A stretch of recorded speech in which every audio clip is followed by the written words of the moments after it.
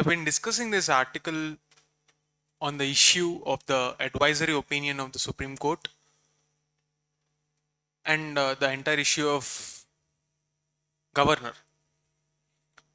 We have discussed this at length yesterday. There was one doubt from the student with respect to the headlines. So I wanted to clarify whatever we discussed yesterday and close the issue once and for all. Okay. There is something that you need to know in this context called adjudicatory jurisdiction. What is that adjudicatory jurisdiction? And the entire issue we will explain now. Okay.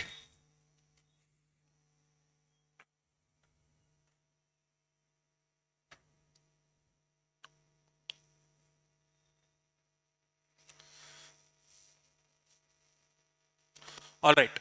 Let's quickly sum up the issue. There are some new faces. I'll just summarize the issue once again.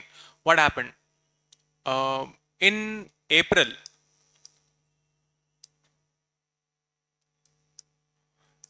on 8th April this year, there is a judgment from the Supreme Court which was with respect to the bills that are withheld by the governor of Tamil Nadu. So the case reached Supreme Court, and that Supreme Court question, the question here was, should there be a timeline for withholding the assent to the bills? We have already discussed this yesterday. So using this Article 142 of the Supreme Court has this extraordinary power. When something in the Constitution is not upheld in its spirit. In this case, let's say for example, governor is supposed to do his or her job. In this case, the job is to either give an assent or refer it to the president if you think something is wrong, or dissent it completely. But no action is taken, no timelines are respected, and the Constitution does not give a pocket veto. Pocket veto means you can't indefinitely sit on those bills and let them rot for a long time. So the state government is not happy because their role, that is electors, gave them an opportunity to legislate, and that is stopped by governor. So the state governments accuse that governor is acting like a agent of the center, which is disrupting the federalism. So in that case, the court gave a judgment through Article 142 that since you are not taking any action, deemed assent. Since you are not taking any action, and this is withholding justice, because in democracy, when you are not respecting the will of the legislators themselves, you are effectively saying that democracy is not respected, which is against the very purpose of Constitution. So therefore, through this extraordinary powers route, Article 142, Supreme Court said that we are assuming that these bills are passed. So technically speaking, there is no sign of the governor or president on those bills. This is the judgment. Close. Now, president went to Supreme Court and asked, how do we deal with this conundrum? There is no time imposed. Since you are the protector of the Constitution, the guardian, interpret it for us and tell us the gist. And this is the context of the advisory opinion, which I colloquially referred as judgment yesterday. So there was a confusion. I wanted to clarify that confusion. Technically speaking, I was talking it more like a story terms, because this is not exactly a law exam per se. But to clarify that legal connotation, let me explain once again.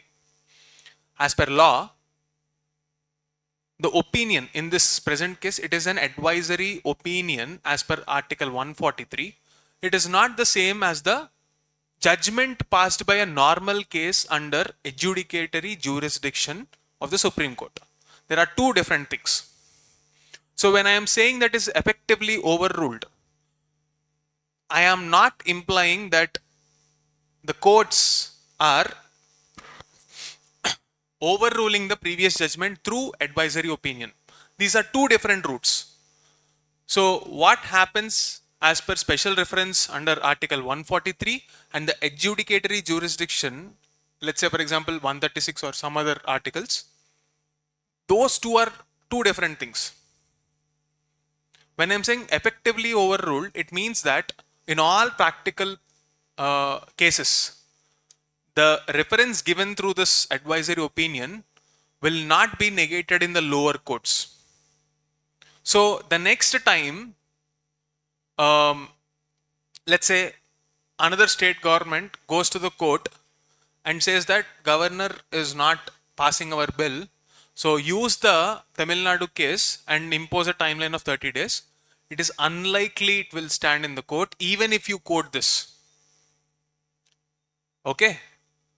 For all practical purposes, they used the doctrine of constitutional silences in this case. Doctrine of constitutional silence. So the doctrine of constitutional silence says that whenever there is no time limit imposed, there is a discretion given to the constitutional position there, and that intent is supposed to be taken into consideration. Like we were discussing yesterday, governor had a specific intent, that is to see the good and bad and then take an informed decision and not rush. So imposing that timeline is not there in the constitution for a reason, and it is not the job of judiciary to impose that timeline. And yet it did, because in that 8th April judgment, the court felt that this was not justified. This extraordinary delay is not justified, and if the legislators are not taking an action, we might as well go ahead and deem it as an assent. Now, with this reference, when 5 judges come together and give an opinion, that opinion cannot be brushed off by using a judgment which is given by 2 judges. Because the logic is pretty clear there. What is the logic there? You are saying that there is a reason why the constitution is silent. So we refuse to involve in the job of MPs and MLAs, and therefore we don't want to enter into that domain. This is against the separation of powers concept. This is the logic behind it. So for all effectively speaking reasons, like for all practical reasons, this will be negating the 8th April judgment and no future case will stand. This is the implication. Now, in a prelims exam, if there is a question which says that advisory opinion is automatically, the keyword is automatically, overruling the 8th April judgment, then it is not correct. So, because I mixed up both, maybe you were confusing both of them, I just wanted to clarify that part. What I was actually referring to is essentially the spirit of the constitution is separation of powers. There is a reason why separation of powers exists, and that needs to be respected. Just because one specific case, something is getting delayed, you cannot change the design itself. There are other ways to handle it. What are that other ways? Mandamus. The court can issue a mandamus writ petition and say that, boss, do your job because it's getting delayed. That's enough. You don't have to bypass it using such an extraordinary power. That would seriously set a wrong precedent, and that's why, for all practical reasons, this specific situation will be within the advisory opinion, and that will be under the adjudicatory opinion. So next time when someone uses this case, it's very much possible that Supreme Court itself will review its old judgment and strike it off. Because if you are negating a judge bench, you are automatically reducing the stature of the court yourself. Imagine a case where two judges sit and give a judgment which is against a 5-judge opinion. Technically, this is an opinion, this is a judgment, you might say that. But look at the overall end impact. What will it have? You are effectively showing that I don't care about what 5 judges say. There is no unity among the judges itself. And obviously, such kind of a situation is not warranted. Right? It will diminish the stature of the court. So it won't do it. There is no logic in doing it. So the next time such case comes up, it will be struck down. And if it is not done, it will reduce the stature of the courts. Okay? So technically, advisory opinion and a judgment need not be same. But in spirit, they will have same effect. Like if they are effectively sidelined, there is no logic in bringing them back just on procedural elements and saying that I will use that old case and expect a judgment on the lines of the old judgment. Clear? I hope that is clarified. Now, in today's articles, just as a value add, because this is an extremely important article, discretion, governor discretion, president's discretion, role of governor, Sarkaria Commission, Punchi Commission, Venkatachalaya Commission, all this static parts which were there from many years together, they will come back into news again, and it's very likely that either they will manifest in prelims or mains level. So you often see this word gubernatorial power when it is about governor. The word gubernator is having a Latin origin, etymology. Gubernator in Latin means governor. There is a federal unit, national, subnational unit. The head of a subnational unit in Latin language is called gubernator. And therefore, in English, as a like common usage, that word crept in and it became gubernatorial power. Okay? And again, the design logic is different in Canada and it is different in India. Both the places you will see gubernatorial power as a usage, but in Indian context, we are talking about a limited discretion as granted in the Constitution. So again, to question, is governor an agent of the center? No. What is the role of the governor? To act as a link between, as a bridge between the center and the states. Why? To maintain unity.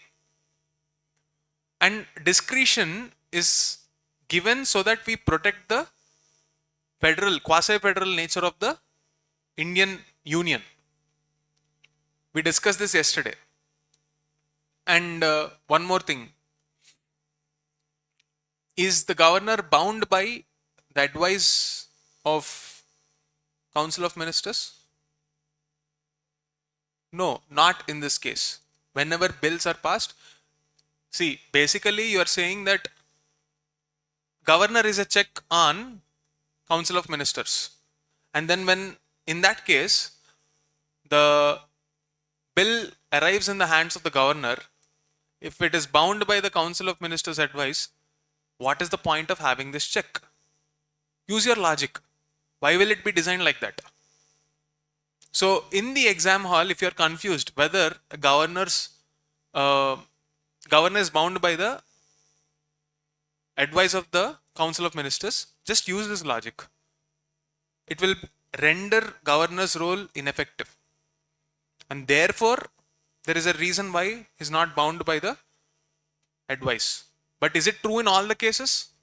Like can he arbitrarily come and say, I'll dismiss the chief minister? Obviously not. Because that power is also not given by the constitution. And when that is done, obviously judicial review comes into the picture. November-2025 judgment. You're doing something that is not guaranteed in the constitution. It's not a scope of the power that you have. Why are you even doing it? Courts can stop. So in this article, it can be a bit tricky. Here, have a look at this.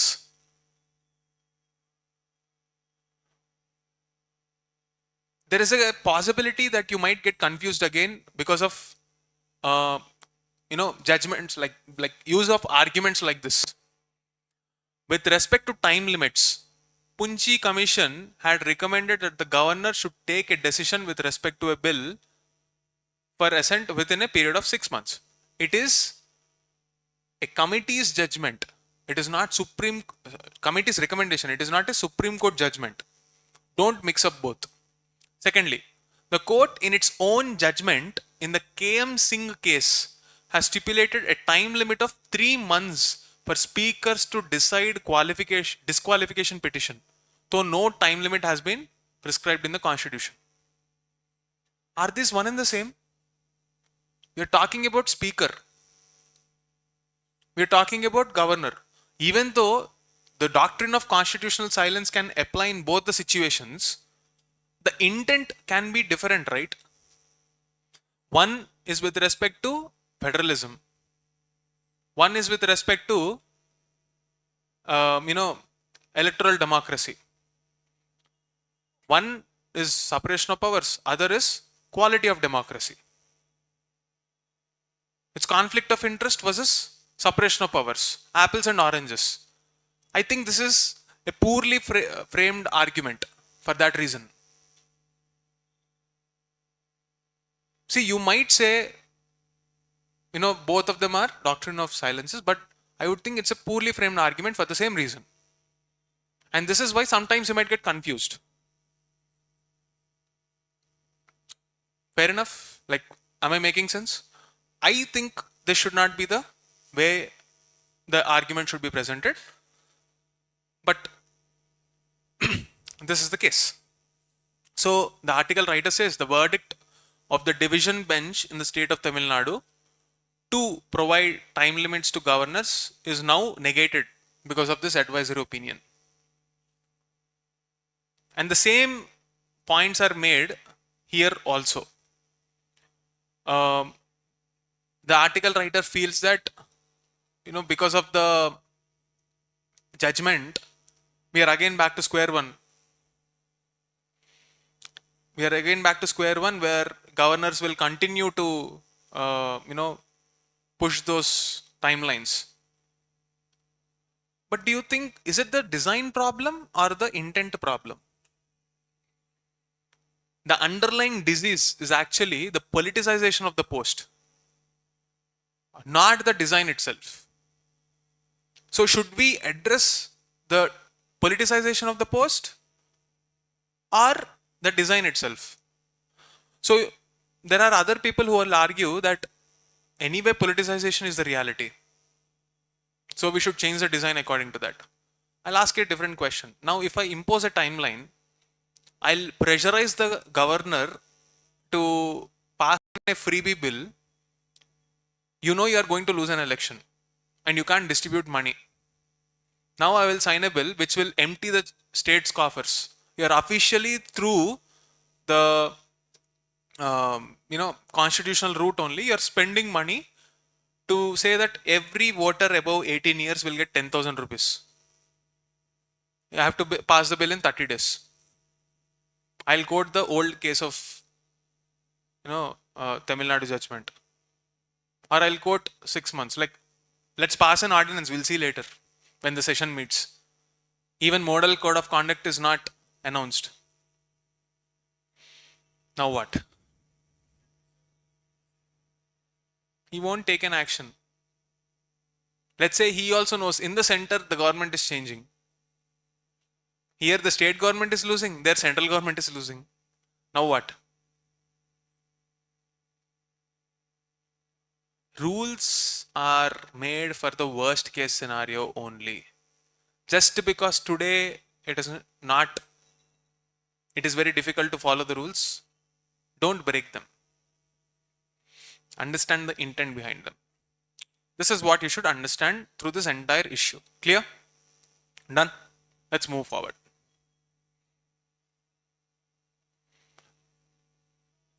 At COP30, a divided world finds common ground. See, this is about the present situation of the climate change talks. If you go back into the history of climate change talks, it began with the initiation of the UNFCCC way back in 90s and the 1992 to be very precise. And the fifth summit, Conference of Parties 5, Kyoto Protocol, came up with this environmental jurisprudence principle called the common but differentiated responsibility. So the asymmetrical nature of the burden should be borne by the rich states because they were historically responsible for polluting the earth. That was the original wish, but never really materialized. Time and again, the rich governments walked out of the deal. So every year we meet, there will be some or the new name for the initiative. Nothing really progressed. And the situation couldn't be any more worse in 2025 because we have POTUS, the President of United States, Mr. Donald Trump, who walked out of every international organization that they have to pay money for. So obviously the first thing that he would walk out is Paris talks. Okay. Then there was another initiative within the climate change domain, which is called the new common quantified goal or something like, what is the name? Yeah, new collective quantified goal. See, you have this alphabetic soup. They'll come up with new names every time, but the funda is same. Give me money. Poor countries will ask, give me money. Rich countries will say, we will give money, but they won't. Whatever was promised should have been given like grants, but the richer countries find smart ways to give it like loans. This is the game. So this time, in the initiative called the new collective quantified goal, the only reason you have to remember this name is because UPSC prelims might have this question. So the agenda here is collect money so that the poorer countries don't suffer. Who should give this money? Rich. Originally, rich countries started giving money because they want to curb emissions. How? Carbon credits. So it's like paying money for pollution. Effectively, if you take a look at the Earth's total system, nothing is really changing. Average emissions are increasing. If somebody reduces, somebody is increasing. But the net always remains the same. So carbon credits has proved to be a very futile attempt when it comes to overall reduction of the emissions. So the countries realize this is not really working. So we have to move away from this so-called emissions and move towards adaptation. Mitigation isn't working. We have to move towards adaptation. Anyway, the ecology is damaged. So let us build infrastructure so that we survive. This is the funda of adaptation. It's like interstellar movie. Earth is gone, so we have to adapt and build a rocket so that we can move to Mars. Just as an analogy I'm giving, not literally. Please don't write it in your answers. So this is what the triple adaptation finance is all about. 300 billion in this context. On the sidelines, you also have various other geopolitical tensions which coincided with this summit. Yesterday, we were talking about how UNSC should be reformed. How, on the same lines, we are also having other geopolitical tensions. Brazil and India, they opened up a new debate. We should probably include trade deals also as a part of the climate finance. Why is Brazil interested? Because the head of the state of Brazil, he wanted to cut down more forests in Amazon River Basin, which is like considered the lungs of the earth, because if they start cutting them down, we don't know what's going to happen. So across the world, the countries were like, boss, please don't do it. We'll pay you money. So he's happy with that. But sometimes it's not enough. He'll start threatening, I'll cut down more forests. This is the context in which trade deals are also starting to enter into the climate deals. So it's just like old wine in a new bottle. We're transforming the negotiating terms, but it's all about money. So, how do we arrive at a solution? Despite the fact that there are so many geopolitical fragments where the so-called unipolar, bipolar world is dismantled. We have multiple power centers and we don't know what is the center of that, like how people are aligned. One day Trump says China is my enemy. The next day he goes to Busan and makes a, not Busan, like where did he go? Like he had a trade deal with Jinping, 11 Jinping. One day he says Putin is bad. The next day he makes a trade deal. He says that our Prime Minister Modi is very charming and imposes a 50% tariff rate. So there is no consistency. And you have someone with a superpower like Twitter, who will, like Elon Musk, who can just through his tweets swing the global markets. It's a deadly combination, Elon Musk and Trump. It's nothing less than a soap opera drama. And this is impacting the world. Technology, AI, power demand, geopolitical wars, genocides. Recently, Wikipedia also had to delete the web page which said Gaza genocide. So much is going on. And despite this reality, they've had fairly decent progress in this COP30 summit.